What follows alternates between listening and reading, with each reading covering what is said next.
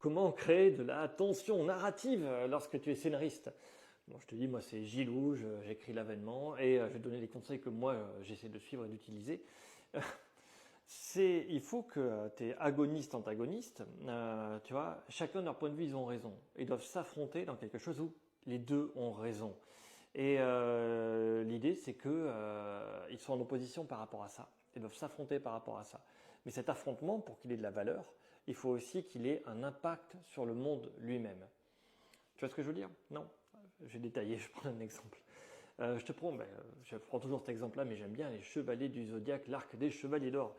T'en as qui ont leur divinité avec eux et qui savent qu'ils ont raison. Et t'en as d'autres qui servent depuis leur naissance le représentant de leur divinité qui dit qu'elle est avec lui dans le temple. Et comme il a été choisi par les dieux, il a forcément raison aussi. Il y en a un des deux qui ment, mais lequel? Eh ben on ne sait pas. Enfin, on ne sait pas. Nous on sait, mais du point de vue des chevaliers d'or, c'est les autres qui mentent.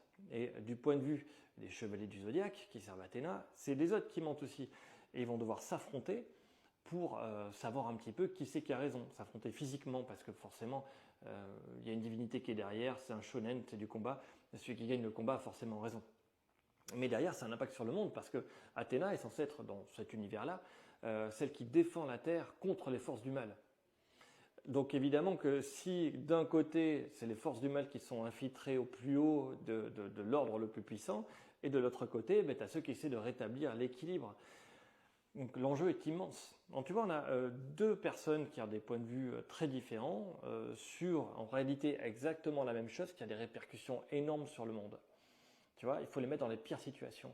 Je suis face au plus fort du monde, alors que ils pensent avoir raison, moi aussi, mais moi je suis soutenu par quelqu'un où normalement ça équilibre un peu le match. Mais ça va se jouer à un détail près.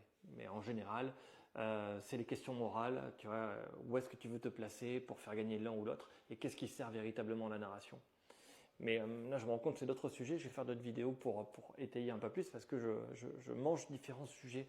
Je te fais ça de suite.